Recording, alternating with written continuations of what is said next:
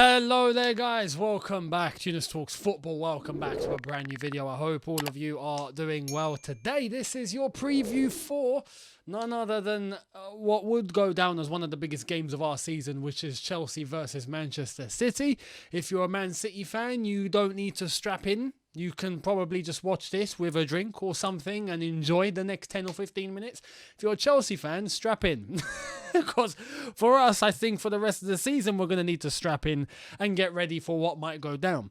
I'm going to get into this very, very shortly. Before we do, though, I want to let you know, make sure you hit the links in the description. I am back on Twitter. Make sure you're following me there for all my daily latest and as they come in, opinions and thoughts. You can catch me there on Twitter, and my Instagram links in the description. Hit them now, follow and enjoy. Let's get cracking. Now, I'm not looking forward to this game. Why? Because Chelsea are 10th. Manchester City don't look 100% right now either. Let's be honest. They don't look 100%, but tomorrow they're probably going to look 100%. And that's the problem. They've dipped with a little bit of form. They look like they've lost a little bit of balance, especially since Haaland's come in. But the thing with Haaland is that he's a machine. So if the goals are not coming from anywhere else, he will get them. And the fact that he has scored more goals than Chelsea Football Club have this season tells you everything you need to know. Manchester City in second place, currently 8 points adrift from Arsenal, with a game in hand now, which is against us. So if they beat us, they will go to 5 points. And that is less than the 7 that it was before. So there's an incentive for Manchester City here. Arsenal had a very good game against Newcastle. It was just very unfortunate. Newcastle had a very good game. They got a point. So those sort of things can happen and they're allowed to happen. But Man City have a chance to capitalise. Now, the last game against Everton that they had 1-1, not good at all. When you think about it and you look at Everton specifically, Everton are a shambles right now. And yesterday proved it after they got battered by Brighton 4-1. But Man City are Man City. And even with little tethering issues, even if they find a little problem here or a little problem there, or there's a little bit of balance lost, or this player's off form, it's Man City. They turn to the bench. They turn to what they need to turn to. Pep finds a solution and boom, Man City are now scoring goals again. It's what they do. They are coming up against a Chelsea team that are currently all over the place. Let's be honest. Now, Man City fans, and funnily enough, I was just talking with, alongside Matisse and Goonie, Man Knows Football, but I was talking alongside Daps, Big Steve, so two Man City fans who were not feeling very confident. And I'm thinking, are you all right? Why? And they explained their issues that they have at the moment. And I'm thinking, that's cute. You've got problems. All right, cute. Our problems are all over the place. Our problems go deep. And right now, especially on the back of that 1-1 draw against Nottingham Forest, where we well and truly could have lost, right? 1 win in 7. No solution given. Players look lost. Players look defeated. Manager looks lost. Manager looks defeated. There's nothing. There's absolutely nothing. And the mere basics that I think all Chelsea fans can agree on, whether you're for Potter, whether you're against Potter, whether you're for the players, whether you're against the players, is we are not seeing the basics. Both sides here of the fan base can agree on the one point is when we watch Chelsea play, the basics, the physicality, the mentality, being able to see some fire from some players, not there. Being able to see proper physicality from some players, getting stuck into challenges, winning the first headers, winning the first balls, winning the second balls, closing your space down quick enough, just showing enough energy in order to do what you need to do, what your job is. We're not seeing that. And that's not being shown from anyone. The one player that I think someone can look at, any Chelsea fan can look at and go, yeah, you know what, I'm happy with you, probably Thiago Silva. And even Thiago Silva has looked a little shaky, but it's Thiago Silva. He's 38 years old or 39. I mean, flipping out. What more do you want from a Thiago Silva? So for that, fair enough. But everyone else, I mean, it's crazy. And when you look to some of the issues in this Chelsea team, evidently, off the bat, right? It's hard to forget, but when we're talking about the big issues of Chelsea Football Club, like the ones I just mentioned, and like, what's Potter trying to do, and how are we trying to move forward, and what players are we trying to get, and who should go, and all of this, just on a match-by-match basis, the issues that we have in this team, related to the players and the manager. You look at the players, there's just some players that should not be in the starting 11. And how they get picked now is ridiculous. And we're going to see the lineup tomorrow and we'll see. I'm going to put my lineup on the screen very shortly and tell you what I would do. But we'll see what Graham Potter does. And then in game, when you see certain players not performing, not doing what they need to do, and there's nothing done about it, or the solution or the alternative. I'm not going to say the solution because you don't know if it's quite the solution, but it's an alternative that I would absolutely turn to. And that's some of the young lads that we have on the bench that Graham Potter might actually have in terms of players that will listen to him. You know, players that will respond, players that will go out and actually try to prove a point, which right now is what we need. We need the basics. This is why I'm not confident. And I tried to explain it to Man City fans. I mean, look, Man City are coming with a flipping point to prove. They're coming a little angry. They're coming a little peed off. And that's because Arsenal have dropped points. Man City have not been playing well. Arsenal, I say, dropped points just because they drew 0-0 against Newcastle. They played well, but they did drop 2 points to Man City. Man City, with a bit of fire and pep, with a little bit of, okay, we need to get our act together. We've not been ourselves lately. They come to Chelsea with a fat opportunity here, knowing that Chelsea are all over the place. And not just all over the place in terms of confidence is down. We genuinely don't know what we're doing, right? We're like a drunk uncle in a supermarket that doesn't know what aisle to go to. That is basically us, you know? Normally, sometimes you know what aisle you're in. You just don't know what you're looking for. You can't find what you're looking for. We don't know where we are, right? That is the truth. So, Man City coming to the bridge, big opportunity for them to get their act together. You could flip it and say Chelsea have a point here to try and show against the very best, against the champions. Can we play against Man City at home and get a result? I don't think we're going to put that fire out. We've not been seeing it against teams like Nottingham Forest. You know, we've not seen it even against other big teams. Man United, where we dropped points. Arsenal came to the bridge and done us, right? There have been games where we've not shown anything, good team or bad team or middle team, whatever team. If you're talking about a middle team, for example, we got battered against Brighton 4-1. Whatever part of the table we play against, we look all over the place. So, going into this, I don't expect a miracle tomorrow. In fact, I expect the opposite. In fact, I expect the grim from the Nottingham Forest game to carry over. The fact we got to play Man City tomorrow and we got to play them on Sunday in the FA Cup is just... I don't know how we're going to do it. Realistically, I don't know how we're going to do it. And that's why I'm not expecting much. And that's why when we get to the end of this video, I'm going to tell you how I think it's going to end. And I don't think you're going to be quite surprised, although some of you might be a little shocked, should I say. Team news, Chelsea right now, Mendy is out. It seems he's not going to be available, so Kepa is definitely going to start. And you know what? Kepa as well. Kepa's someone I can turn to and go, nah, I'm not angry with you. I'm not upset with you.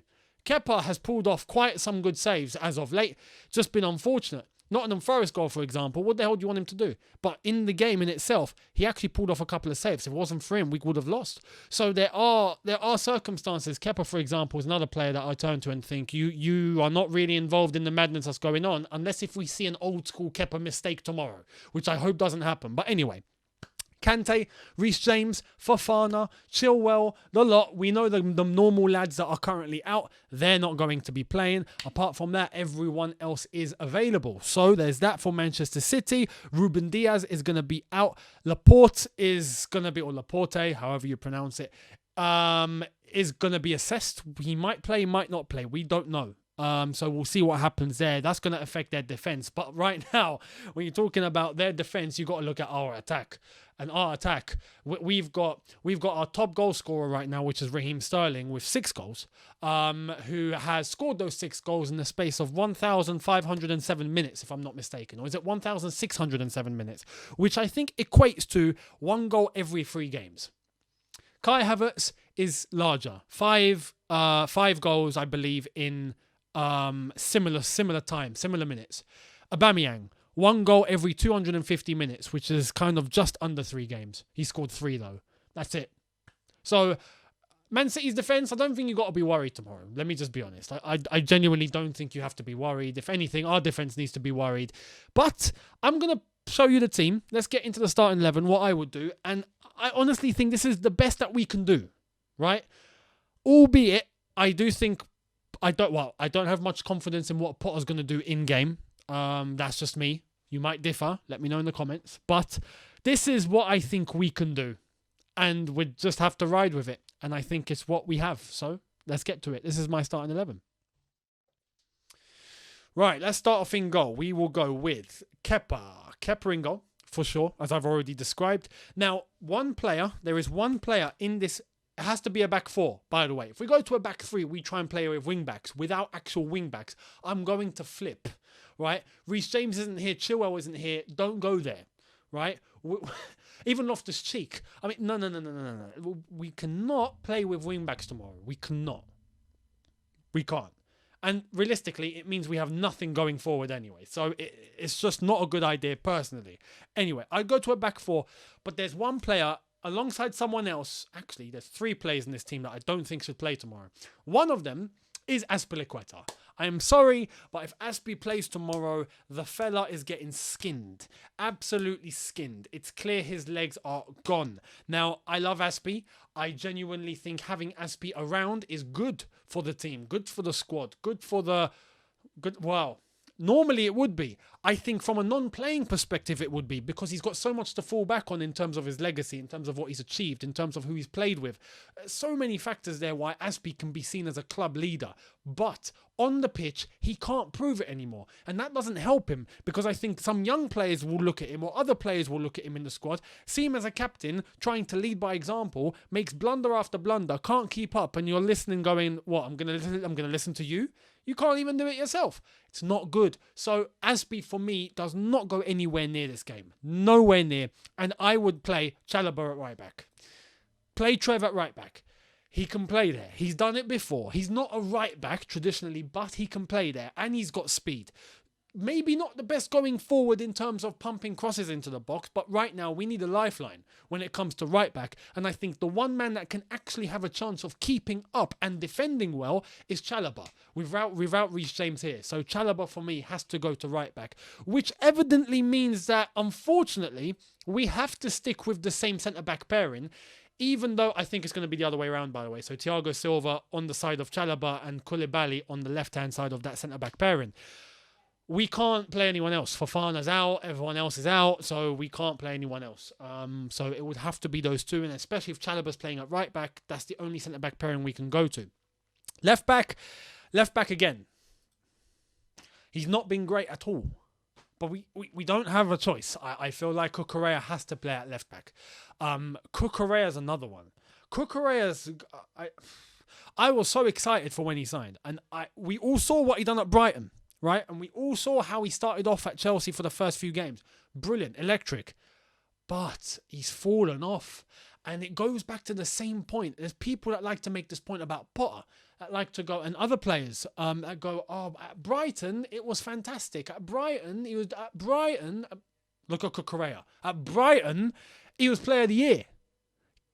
He looks lost. And he's got his manager here with him. And he still looks lost. Do you know what I mean? It tells you that Chelsea's a different level. It's a different gravy. It's a different beast. And the system is different. The teammates are different. The environment is different. The circumstances are different. We are not Brighton. So you have to take that into consideration. Cucurella, for example, has been all over the place. So the only man that I can turn to that can play in that role is Lewis Hall. But I'll come to Lewis Hall in a little bit. Another player that cannot play tomorrow is Jorginho. Let's be real. He will get skinned as well. And if he plays, I believe he's going to expose us defensively. I think we're going to leave space in that middle of the park. I think our defence will be under complete pressure. And that's why, look, yes, we turn to who we can turn to. That's going to be Zakaria and that's going to be Kovacic. I feel, what else do we do? What else do we do? There's going to be some people that say, well, okay, cool. We're going to play Zakaria. We'll play Lewis Hall next to him. We have to be a little bit realistic, right? Lewis Hall is someone that I would consider bringing on. But we can't shift, well, I'd say shift the balance. We ain't got any balance to start with. But we can't just throw tons of youngsters in immediately into the starting 11. We can't do that. You have to phase them in. If not, you're just throwing the game away. So I think there has to be some sort of balance. Zakaria and Kovacic, you have a DM and you have someone that can progress with the ball, someone that likes to drive the ball, and someone that can take the ball into attacking spaces and can come back and defend. Kovacic on his day is a good midfielder. Hopefully he has a good game tomorrow. Zakaria hopefully provides him with a little bit of protection. So again, it's all we can do. It's all we can turn to. But there's a little plan. There's a thought process here that I would honestly go to. In front of them is where I would change things up and I would introduce someone and take a little risk. Omari Hutchinson in attacking midfield. The man is an attacking midfielder. The man's got flair. He can dribble. He can take players on. He can link. He's fast. Play him. Right now, what else do we have? What else do we have? If you're trying to link play, the amount of times that I see Chelsea try and progress, tell me this is not true, the amount of times it's with Thiago Silva, it's with Koulibaly, or it's with whoever the centre-back is, and they try to move, and then they go sideways, they go to Aspi, or they go to Cucurella, they go backwards, they try to go central. Yes, maybe Kovacic will pick it up, maybe Jorginho would pick it up, and then they turn and what? Massive hole. No one to pass to. No one's there. No one's moving. All right, I'll go backwards. Silva, here you go. How many times do we see that? Hutchinson, I think, will have hunger. I think will have ability. I think will be moving quickly. I think will be trying to get into spaces, will be trying to prove himself and to prove to everyone else why he should and has the quality to play in this team in that role and could fill the gap that we need to bridge between those central midfielders and our attacking line. Hutchinson could be that guy because let's be honest, when we're talking about anyone else right now, including Mason Mount, it's not happening. It might happen once, one game, it might be a good game, and then 5 games, see you later, we're not seeing him. You know what I mean? It's not good enough. Hutchinson for me, look, against the very best, Manchester City, what bigger stage can you prove yourself on? If you can do it against Man City, you can do it against anyone else, and that's why I would honestly throw Hutchinson in. For tomorrow, I would do that. And then we can think about changing. We've got Chukwuemeka on the bench as well to turn to, other players to turn to if we have to, and there's that. The front three, I think, pretty much picks itself. Sterling on the left-hand side, and Sterling and Hutchinson could have something going on here, especially in terms of interchanging, because they're, in terms of style, I would think similar players. But having a Hutchinson in that middle role could unlock a little bit of Sterling, and Sterling could unlock a little bit of him. Sterling, though, needs to find his head tomorrow, hopefully at home against Man City, players that he's familiar with. Hopefully, he'll be able to get something done. Right now, I think it's a better option than Pulisic. Pulisic, in terms of physically, I think would get dominated on that left-hand side by Kyle Walker. Kyle Walker, I think, would eat him. You could say the same for Sterling, but the thing with Sterling is he's played with him. Sterling might know things about him. Out of the two right now for tomorrow against City, I think Sterling is the guy to turn to. On the right-hand side, I think it's Everton. Ziyech. We ain't got anyone that's better creatively, someone that can actually do something with the ball going forward, even if it means pinging the ball into the box 25 times in a game. Fine. It's something. It's better than nothing, and it's better than what we've seen.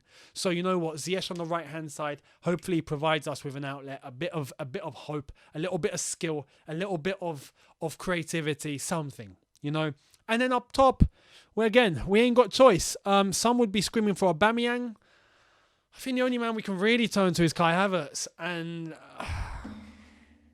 to be honest, whoever we go up front, it's not exactly scary, is it? So I'm not confident, but in terms of a chance, just a chance, I think Havertz might be the guy to be able to get a tap in, or maybe a little touch ahead of a defender, slots it into a bottom corner, something. Havertz does have that in his locker.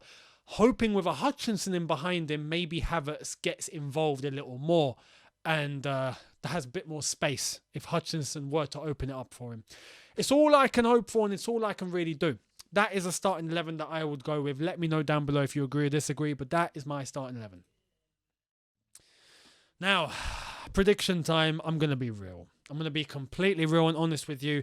I think Man City are going to come angry. I think Man City are going to come with a point to prove. I think for the first 5 minutes of the game, Chelsea are going to show a false image of we care, we're here, it's against City, yeah, we're going to give everything. And they're going to come onto the pitch with that little bit of a mean look, like, yeah, we're going to do something. And then the first action that Man City have is going to scare the absolute you-know-what out of us, and everyone's going to fold. It's going to take one action by Manchester City for everyone to be brought down to earth, for the fans to quiet down a little bit, for Chelsea to think, oh my God, this is going to be a long day. And then I think City are going to get an early goal. Once that happens, I think it's going to finish Chelsea 0, City 3. That's my honest prediction. I'm giving you an honest prediction. I struggle to see how in previous games like Nottingham Forest, you see the amount of space we let in behind. You see the amount of lack of physicality, lack of mentality, lack of concentration, lack of speed, lack of anything on or off the ball. I think we do that against City, which I'm expecting to. They're going to tear us. They're going to tear us early. And if we concede, I think it's done. And then at that point, I think City will find ways to find space comfortably for them to play. They're going to dominate the ball tomorrow. This is another thing. We like to play with the ball, right? Tomorrow, forget the ball. It's not happening. City are going to have the ball and it's going to be pressure. Multiple amounts of pressure after pressure after pressure after pressure. We will leak. We will leak. That is how I honestly see it. I'd be shocked if we don't. So we'll see what happens. Do we have the players and the individual ability to do something? I say yes, we do, but I don't think we're seeing it tomorrow. I think overall, the mood, the way we've been playing, the lack of direction, everything is just not in our favour. And Man City are looking to try and bring the gap down to 5 points to actually fight for the Premier League title. Something that we are very, very, very, very far from in 10th. So you know what? I think City are going to have a straightforward day tomorrow at the office. We'll see what happens though. Let me know your thoughts and predictions down below, your lineups, your scores, whatever. Let me know down below and I will see all of you tomorrow after it's all said and done. I'll give you my thoughts and we'll see what's happened. So thank you all so much for watching. Hit the subscribe button if you are new. Hit the notification bell to be notified once I've uploaded. Smash like button if you've enjoyed this.